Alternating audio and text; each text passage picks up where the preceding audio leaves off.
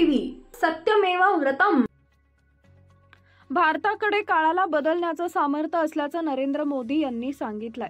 खरे खोटे त्यांनाच माहीत, पण भारताकडे मते चोरण्याचं आणि लोकशाही खत्म करण्याचं सामर्थ्य मागच्या 10 वर्षात निर्माण झालंय। त्याचं श्रेय मोदी, फडणवीस वगैरे लोकांना द्यावं लागेल, असा सणसणीत टोला उद्धव ठाकरेंच्या शिवसेनेनं लगावला आहे।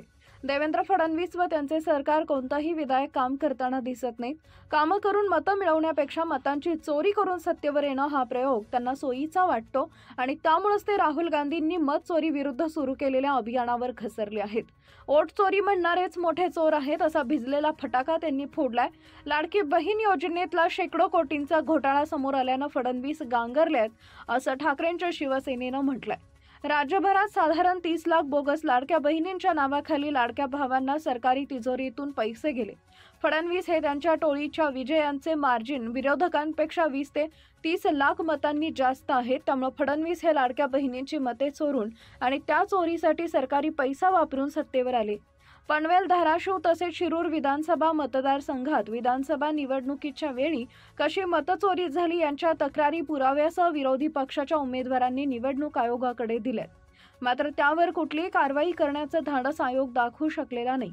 भाजप आणि इतरांनी मतचोरी करूनच निवडणूक जिंकल्या याचाच हा पुरावा आहे। आम्हाला जनतेचा कौल वगैरे मिळाला, या सगळ्या त्यांच्या थापा आहेत। या सर्व लाडक्या बहिणींकडून फडणवीस यांनी राखी बांधून घेतली व किती बोगसगिरी झाली तरी या योजनेतील लूट चालूच राहील, असं आश्वासन मुख्यमंत्री फडणवीस यांनी दिलंय। याच योजनेत हजारो लाडक्या भावांनी बहिणीच्या नावाखाली लाभ घेतला। त्यांनी सरकारी तिजोरीला कोट्यवधींचा चुना लावला। लाडक्या भावांनीही फडणवीसांना राखी बांधली की आणखी काय केले हे त्यांनाच माहीत, असं सामनाच्या अग्रलेखात म्हटलं आहे।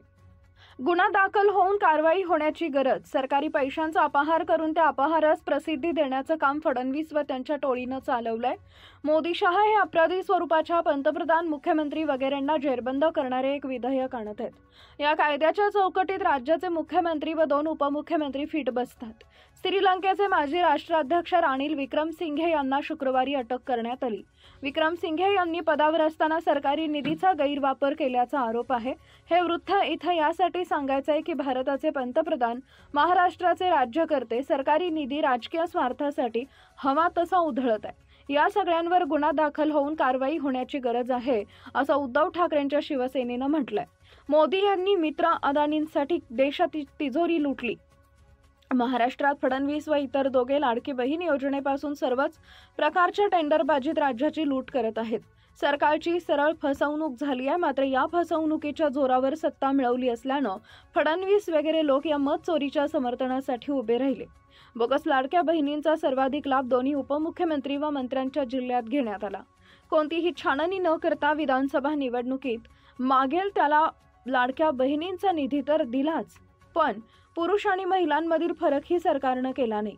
याचा अर्थ सरकारची नियत साफ नव्हती। अशा प्रकारे बोगस लाडक्या बहिणींच्या माध्यमातून मत चोरी करण्यासाठी फडणवीस, मिंदे, अजित पवार वगैरे लोकांनी सरकारी तिजोरीतून किमान 400 कोटींचा अपहार केला। या गुन्ह्यांबद्दल तिघांनाही मोदी शहांनी बडतर्फ करून कायदेशीर कारवाईचा बडगा दाखवायला हवा। पण मोदी सरकार मुख्यमंत्री, मंत्र्यांना अटक करण्यासाठी जे घटना दुरुस्ती विधेयक आणत आहेत ते फक्त राजकीय विरोधकांना त्रास देण्यासाठी, असं ठाकरेंच्या शिवसेनेनं म्हटलंय।